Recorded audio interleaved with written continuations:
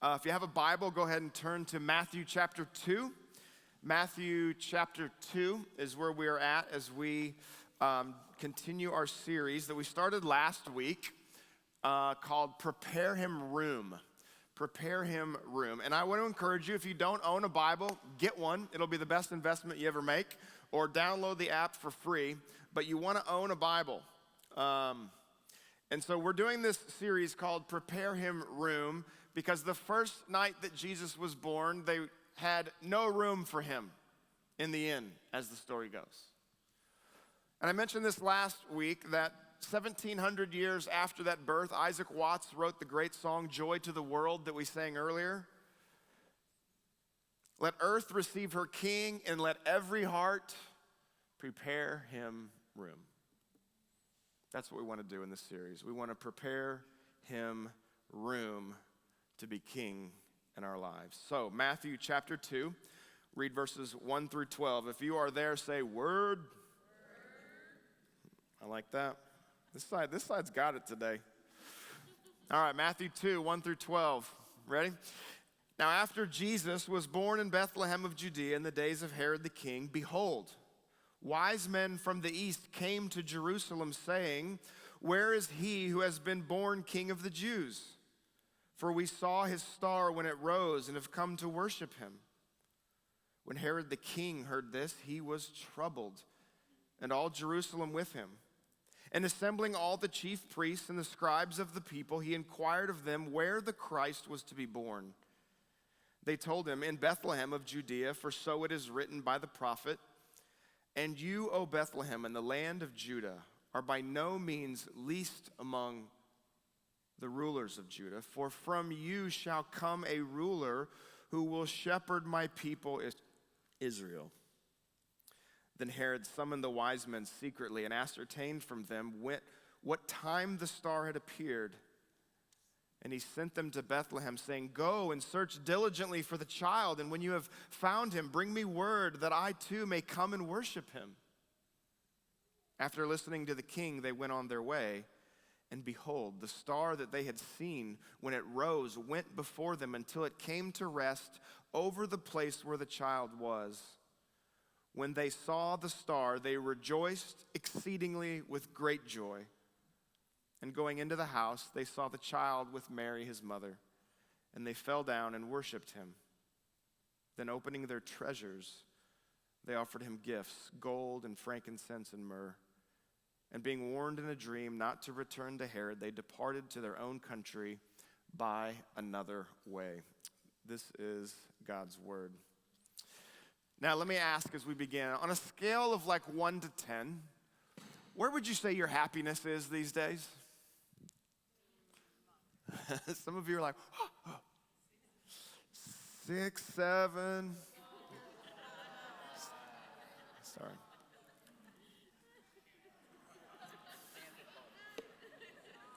So you guys fired your pastor in the middle of his sermon? Cool. Sorry. Terrible. Right, but where's your level of, how would you rate that? I mean, Christmas is supposed to be the happiest season, right? I mean, we got the lights, we got the trees, we got the music, we got the decorations, we got the matching pajamas. Have you done the YouTube AI Christmas snowflake scenes, coffee shop, jazz music playing, right? There's nothing better than being in the middle of that, it's just playing this, and then all of a sudden it just cuts to a commercial. And you're like, you ruined my vibe. You got the kids all excited. I remember as a kid around Christmas time, me and my friend would always make our list. We had our huge list of all the things we wanted, and we would compare our lists, and what are you asking for? And man, what are you hoping to get? We hope we get all these things. And then Christmas Day would come, and afterwards, after we'd open the presents in our houses, we'd call each other and we'd start going through the list. Did you get everything? Did you get the game? Did you get the figure? Did you get the thing? Did you get all? And we just thought if we got all the things, then we'd be happy. Oh, you didn't get that? Your parents didn't get you that? They got me that. Oh. We just thought the more we got, the happier we would get. And I think as adults, it's actually not much different. It may not be games and toys, but it's often we think the more we get, the happier we'll get. And we want things like the perfect vacation. We want the kids to be perfect and good. We want peace in our relationships. Once that happens, we'll be happy. We want the career to get to a certain point. We want our bank account to still be at a certain point after we buy all these gifts this Christmas. We just think if we can get all of these things, right? We think happiness is on the other side of those things. And that once I get those, then I'll go up the scale closer to the 10 on the happiness scale. Well, about 400 years after the first Christmas, there was a man known, we call him St. Augustine, and he would write a work called Confessions. And he would recount much of his own spiritual journey in this work. And he would confess that he was pursuing happiness in things like a career, in different philosophies, in relationships, in sexual encounters. And none of it actually provided the happiness and rest he was looking for. Here's his conclusion that he came to that would be the thesis of his writing. He says this, I'll put it on the screen for you. This is what he says. He says, "You have made us for yourself, O Lord, and our heart is restless until it rests in you." Augustine came to realize that true rest for the heart, true happiness in the heart, wasn't found in acquiring all of these things, but it was actually found in treasuring the greatest thing, God himself. This is where happiness is found. This is where that rest in the heart and in the soul is found. That Jesus plus nothing really does equal everything. And as we look at Matthew 2 today, God is inviting us into deep joy and happiness, an unending rest for our souls, and a peace that does not fade or waver. And the secret to experiencing this, and the secret to experiencing what Augustine was talking about, is found in one word. And that word is worship. Worship. That's what we're going to look at. Pick it up in verse 2. You see in verse 2, Matthew tells us that the reason these Magi, these wise men, came and traveled, we are told, is because they said, "We've seen the star when it rose, and we have come to worship him." When you get down to verse 11, when they finally find the child, it says that they fell down and they worshiped him. This is a story about worship. What is worship? Let me give you a definition of worship. Worship is what you give worth to that shapes you. What you give worth to that shapes who you are in the way that you live your life. Too often we think of worship as like the band, right? We have worship and then we have teaching. No. That's a way to worship, but that is not all that worship is. Worship at its heart is giving worth to something that shapes you. The word for worship in that story in Matthew here is really about them falling and prostrating their body. So they're giving honor and value to Jesus in a way that they would then come and fall before him. That there was such worth and value they saw in King Jesus that it would impact and shape what they did with their bodies. The word that we've translated it to in English, worship, comes from the Old English word worthship, which is just that, to give worth to something, that it shapes you. What do you give worth to that shapes you? The poet William Blake once said, "We become like that which we behold." What do you behold? What do you look after? That will shape you. Whatever it is you hold up, you look to, you long for, you think, that's where my happiness is. That's where my rest is. That's what is needed. That is what you worship. Which means this: everybody is a worshiper. Everybody is a worshiper. You may be here and you're like, dude, I'm not even a church person. Like, I got dragged here. That's fine. You're a worshiper. You might be thinking, man, I wish my coworkers were worshipers. No, they are worshipers. Everybody is a worshiper. Everybody has something that they deem is of the most value and worth in their life, and that thing shapes them. You see this in the story. We see this with Jesus in verse 1. Jesus, the king, is born, and he immediately bumps into another king. Did you notice this? Matthew is telling us about Jesus, the king, and he shows us the other king. In the days of Herod the king, so this is the setting here. In verse 3, when Herod the king hears about these Magi, these wise men who have traveled, and they bust in and they're like, hey, where's the king of the Jews? Herod, being the king, is like, the king? Wait a minute, what are you talking about? And it tells us in verse 3, when Herod heard this, he was troubled. Troubled. He's agitated is what this word means. He is restless now. Is it because Herod doesn't want to worship? The Magi came to worship. Is it because Herod doesn't want to worship that he's bothered? No, it's because Herod already worships. Herod worships him some Herod. Now, if you don't know anything about King Herod, he was a brutal man, a brutal king. So brutal, he worshiped his own name, his own kingdom so much that any mere threat to it brought out severe brutality from him. He killed one of his wives. He had his children killed. There was a famous poet who used to say about him that it was better to be Herod's pig than his son, because any threat to his kingdom would bring all of this out of Herod, because Herod worshiped Herod. Herod worshiped his power, his kingdom.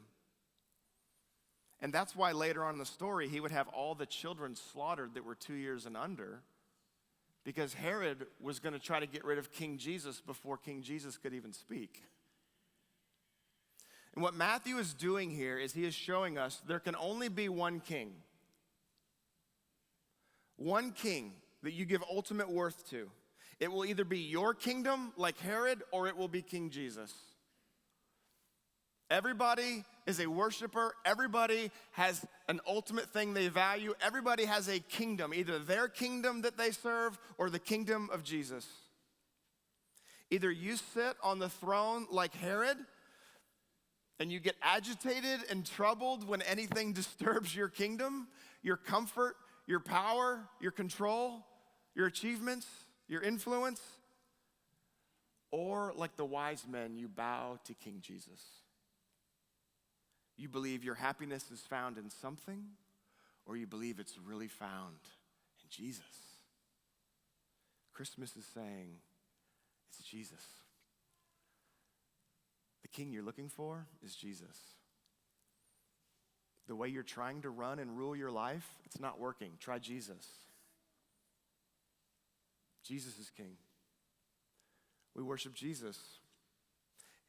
Let me give you two reasons from this text. The first reason to worship Jesus is because he is the king for all people.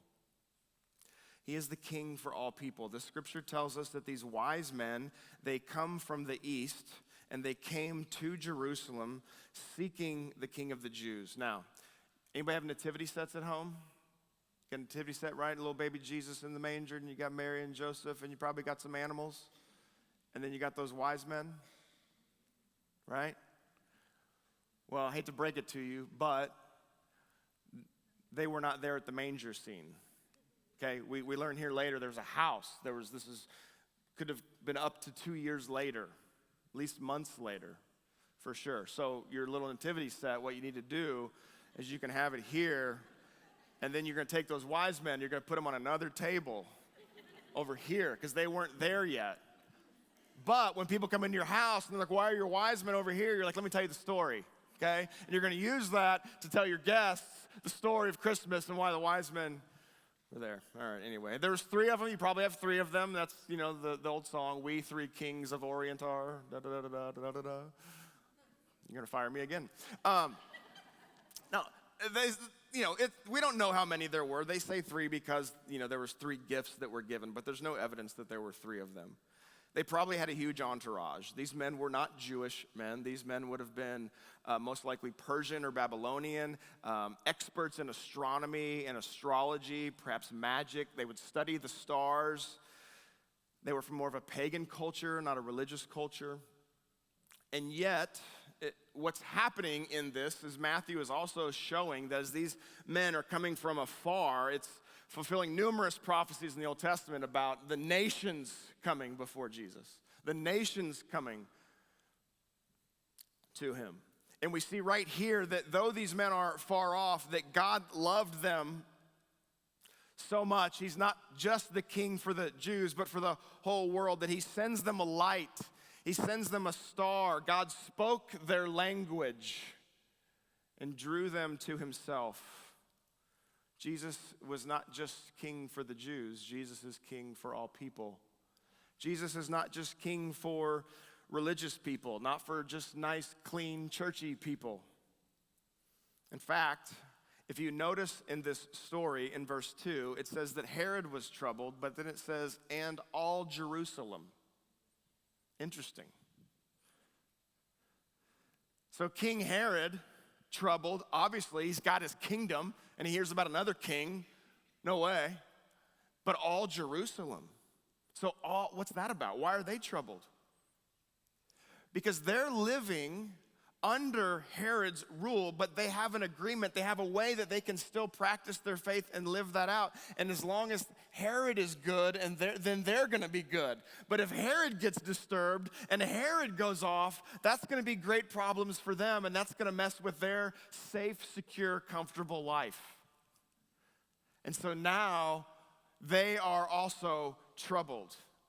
The religious leaders, the ones who even knew the prophecies, they were so close to everything, and yet they were not even willing to go 6 miles to Bethlehem to see this. Meanwhile, you've got these outsiders traveling hundreds and hundreds of miles to come see Jesus. You can be a religious church person. You can be so close to all of these things and still miss Jesus. Jesus came not just for good church religious people. Jesus came for all people. He came for all people. You know those people you look at and you think, man, they're so far from God. Anybody, you ever had that thought? Yeah, you have. You know you have. You can confess that in church.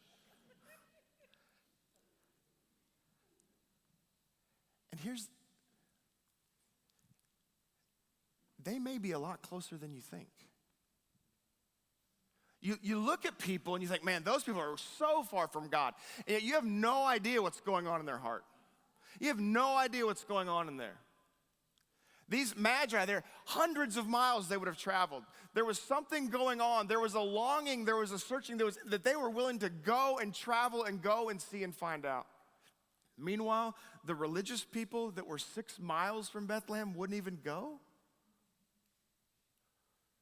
He is king for all people, and we should never look at people and think, man, those people are so far gone. No. It may be the very ones who sit in church every week who are far away. Jesus is king for all people, so you got to know no matter who you are and what you have done, where you have come from, what you struggle with, what you have battled, the invitation for you is not to clean yourself up and become a religious person so God will accept you. But it's to see the beauty that Jesus has come for you. He will meet you where you are and invite you to himself. Jesus is king. Surrender to him. He is king for all people. And here's the other thing about this king. He's a king who actually cares for you. It's one thing to be a powerful king. It's another thing to be a king who actually cares. Look into verse 6.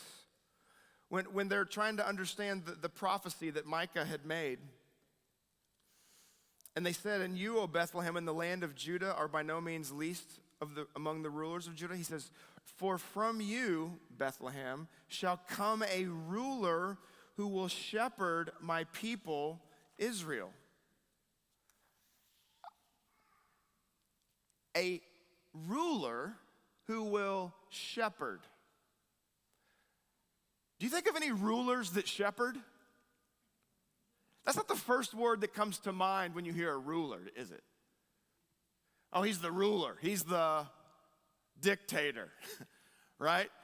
He's the one who dominates. He's the one who directs. He's the one who drives. No. Christ, the ruler who will shepherd. Isn't that beautiful? This is why God was so upset with religious leaders back in the day, in the Old Testament times. Speaking against this in places like Ezekiel, this is why Jesus had issues with religious leaders, because they would rule in such a way that would crush people, that would condemn people, that would place more burdens on people and enslave them and cause them to live in more fear and more shame and condemnation, but not King Jesus. He is a ruler who shepherds, a ruler who cares. Psalm 23, the Lord is my shepherd. I shall not want. Right? I shall not be in lack. I shall not be restless. He leads me beside still waters. He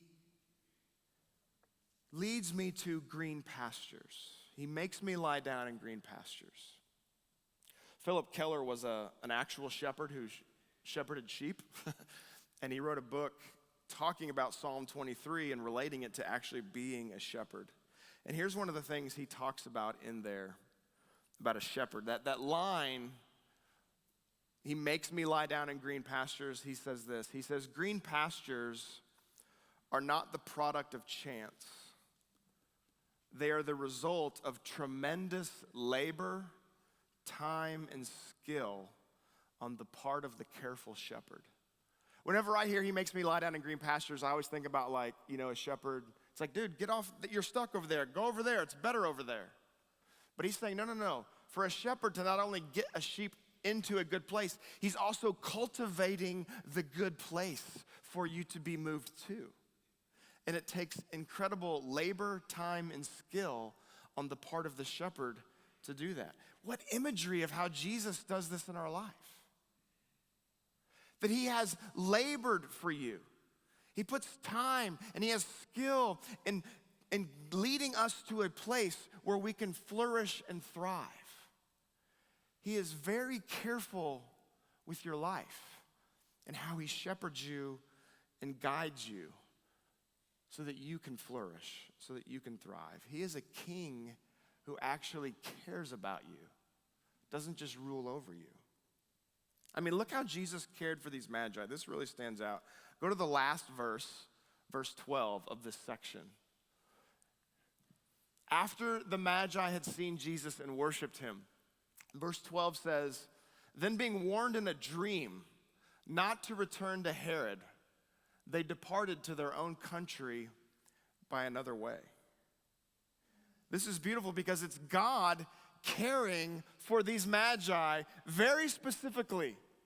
Warning them in a dream, hey, Herod said, if you find Jesus, come back to me because I want to worship too. Lies. And so they find him, and then God speaks to them in a dream, caring for them. I wonder what that dream was like. If it was anything like my dreams, it could have been really like, there was this pizza, and it was talking to this go-kart, and then it said, God speaks to them in this dream and tells them not to go back that way. It's God supernaturally caring for these guys.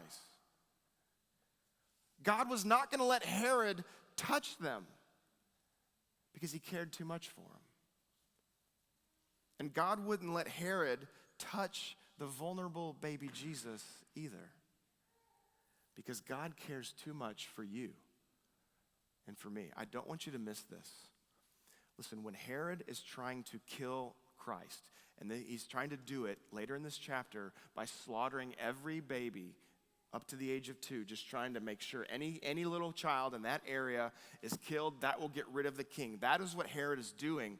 But God tells Joseph in a dream, hey, flee to Egypt because this is going to happen. Flee for safety and take the child Jesus with you. God was not going to let Herod do this because if Herod slaughters Jesus, what does that mean for you and me? Our sins are not paid for. The mission that Jesus had to come and to live and to die on a cross as a payment for sins was in jeopardy here, earthly speaking.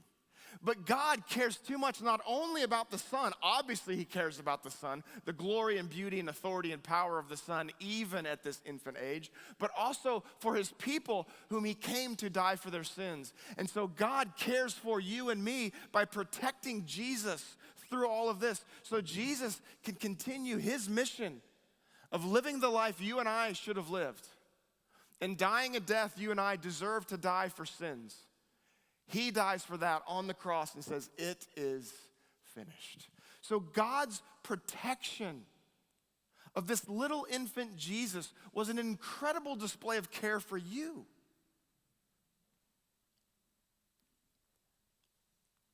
So that you can believe in Jesus, and through your belief and through your faith can know that your sins are forgiven. That you are not an orphan, that you are an adopted, delighted in child of God. That you can live your life walking hand in hand with the King. God protected Jesus for the glory of Jesus, but also for the good of his people. And when you see that Jesus is King for all people, and when you see that he, the King, cares for you, the only right response to that is worship. It's worship. If you really get that, it's worship. Verse 9, look at these wise men, these Magi. After listening to Herod, they went on their way, and behold, the star that they had seen when it rose, when it went before them until it came to rest over the place where the child was. And when they saw the star, they rejoiced.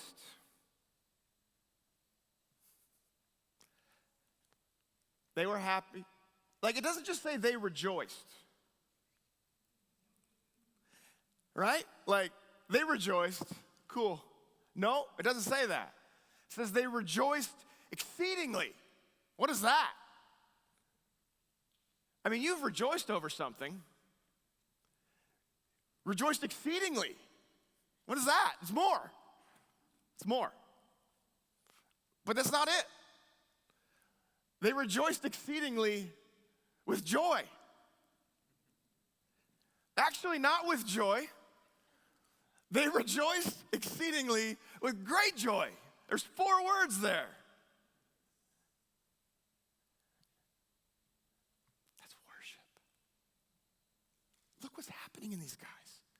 They rejoiced exceedingly with great joy. They were aware that they were going to see the true King, and their happiness level was off the charts. 1 through 10? No, 30. That's what theirs was. They rejoiced exceedingly with great joy. Verse 11, and going into the house now. I mean, they weren't even in the house yet. They knew what they were on the verge of, and they go in, verse 11, and they saw the child with Mary, and they fell down and worshiped him. They worshiped Jesus the King. What Matthew is doing is he's holding up for us this, right from the very start of Jesus' life, this perfect image of what it really means to be a Christian, to believe in Jesus. It's not just to have something in your head. It's not just to know some things. But it's to have this incredible joy bursting out of your heart that it is the King you are with, and that to believe is to worship. To believe in Jesus is to worship Jesus, to say there is nobody and nothing that is of more worth in all of the world, in all of history or all of my life than Jesus. He is of the most worth, and it shapes my very life. To believe in Jesus is to worship Jesus. It's not just sprinkling a little Jesus onto your life. It's not dabbling in church from time to time. It's not wearing the Team Jesus t-shirt in hopes that you get a little blessing, get some breaks to go your way. It is saying there is so much worth and value and beauty in Jesus that I want Jesus to shape my life. I want my character to be formed to be like his. I want my loves and passions and motivations to be like his. I want the quiet moments to reflect who he is. I want what I do in my job and in all my relationships to be a reflection of Jesus. When you look at these Magi, their worship was obvious. A couple things I want you to notice. Verse 1, they came from the east to Jerusalem. So they would have traveled hundreds of miles, which means they would have spent significant time, a lot of time to get to Jesus. Verses 10 and 11 tell us they rejoiced with great joy exceedingly. And so therefore, they gave their affections to Jesus. So you see their worship expressed in time and affections. And in verse 11, we see that they opened their treasures, it says, to him. And they gave him gifts. Gold, frankincense, and myrrh. And you're like, what are those about? Well, scholars believe that actually this shows that they knew who they were coming to. Gold is a symbol of royalty. They knew he was a king. Frankincense was like an incense that they would burn at the temple where God was. So therefore they know that they're giving to Jesus because he's a king, because he's God. And myrrh is something that goes with burial. They knew that he was a savior. The sacrifice was coming. That's what this is indicating. So here they are, and they're bringing gifts to him. That's what worship looks like. So let me tell you this. We worship Jesus by offering him. When he is of utmost worth and value in your life, it will be displayed by offering him our time, our affections, and our gifts. Our time, our affections, and our gifts. Not grudgingly. Rejoiced exceedingly with great joy. These guys weren't like, oh man, what do we have to do? It came out of them. And so there's time given, there's affections on display, there's gifts. I mean, you cannot say you worship or value something and not give any time to it, right? Try that, spouse, married people. Tell your spouse, your significant other, or best friend, whatever, you are my favorite person on the earth, and yet we're not going to spend any time together. I'm pretty sure your spouse is going to be like, yeah, it seems like you value fishing a lot more. Like you can't say you value something and then not invest time in it. The time tells you what you value. Same with your affections. Tell your wife you love her, but never show any affection. Some of you are like, yeah, that's what happens in our house. But then you flip on the game and you yell for your team and you jump up and down and you get sad and depressed when your team loses. You know what you've just done? Displayed affection for something that you've ascribed worth to and value to. Men, Jesus is worthy of your affections. He is worth far more than your team, more than your truck, more than your portfolio, your bank account. And when Jesus is king of your life, it shows up in your affections.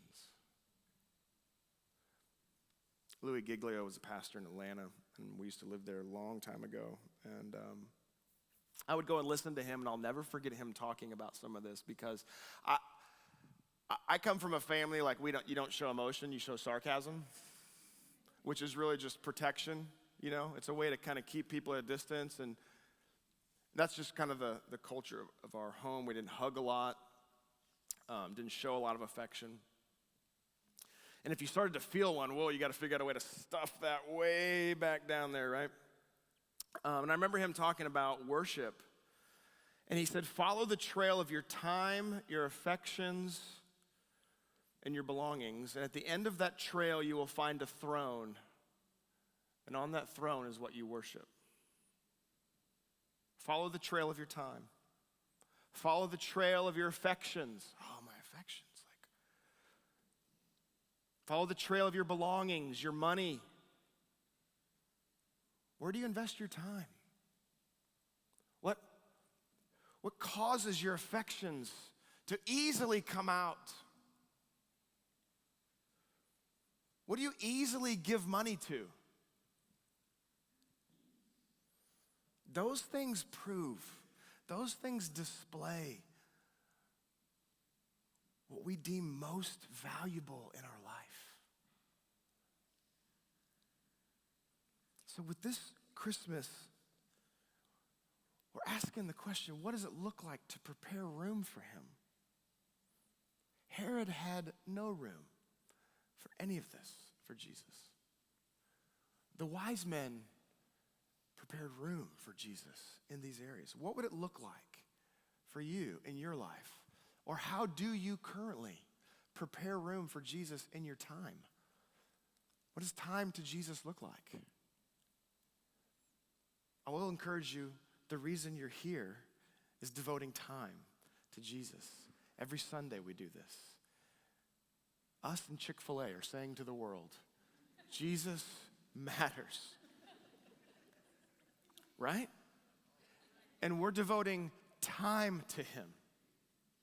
He's worthy of us setting aside, pushing aside everything to say, no, we are devoted time to your word. We want to hear from your word. We receive your word. We don't just want to go, oh, cool. No, we want to receive it. We want time invested in it so we can hear from you. You're worthy of our time. You get our devotion. Maybe going on prayer walks. I know your neighbors think you're just, crazy, talking to yourself out there, but you're not. Some of you are, but you're talking to the Lord. You're having time with him. Go for a walk. Sit in his presence quietly on the back porch. Time. Your affections. What does it look like to prepare room for him in your affections, that you grow these affections for him? Do you sing to him? Some of you are like, no, I'm military. I stand straight. I know. Something gets your affections. Sing to the Lord. Make a joyful noise to the Lord. The bar's really low. David was a warrior. He was a king. He was a fighter. He killed more people than probably any of us in here. I don't know all your stories. But man, that guy would dance and sing to the Lord. He would express his affections to him. Speak joyfully with one another about the kindness of God in your life. Sit around the dinner table and describe what God has done. Remember where God has brought you from. Joyfully express that to one another. Share those stories in your small group together and talk about that, and let that be a way of your affections coming out about God and to God with one another. And your gifts. I mean, God has made some of you, all of you, talented. Some of us are like, we have 10 talents, 5 talents, 1, I don't know what we have, but you've got talents and gifts that God has given you. Use those for God. Serve him with your gifts.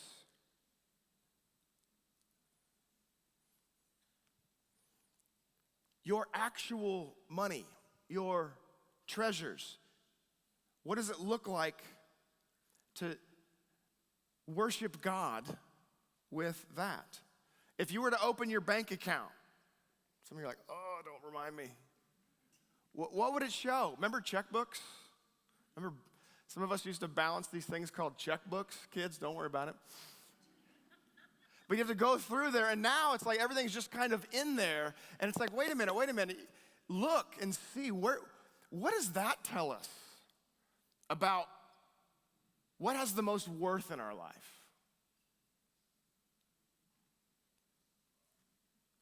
Is there money being given? There's not amounts. For those of the record, like, I'm not going to tell you an amount to ever give. I'm not even going to tell you that you have to give. I'm going to tell you, when you really see that Jesus is king and you treasure him, generosity just comes out of you with your life. It may be $1, it may be $100. I have no idea. But something comes out of you because of your love and trust in Jesus. Giving generously to the church. Is there giving to nonprofits? Is there giving to the poor? Like, how is giving, what does that look like in your money, in the gifts that you have? When you get your paycheck, do you take it for granted, or do you take it to God and say, thank you? Thank you for what's been deposited here. Thank you, and let me serve you with this. This is worship. You don't have to be here to do it. We worship Jesus with all of this. Follow the trail of your time. Follow the trail of your affections. Follow the trail of your money and your belongings. And that's where we will see what we worship. And all of this is actually going, you know what? I want Jesus to be king of my heart. I want him to be king over the things in my life, because life actually works better when he's king. I'll close by going back to St. Augustine. He came to the conclusion. Here was his conclusion. That the biggest problem in our life was what he called disordered loves. It's not that we love bad things, it's that we love lesser things. We love lesser things more than the ultimate thing. And the calling of God and worship is to say, I'm not gonna love lesser things more than the ultimate thing. I'm gonna reorder my loves. And I'm gonna see that my time and my affections and my money and gifts and abilities, all of that, I wanna reorder that, and I wanna make room for Jesus in all of those things and push out the lesser things. We need to reorder our loves. If last week was an invitation to wonder, this week is an invitation to reorder your loves. Because here's what I know about you. You're here because you love Jesus. That's why you're here. The reason why you're trying to raise your kids the way you are, I know it's because you love Jesus. The reason why you're bringing friends and neighbors is because you love Jesus and you want people to know him.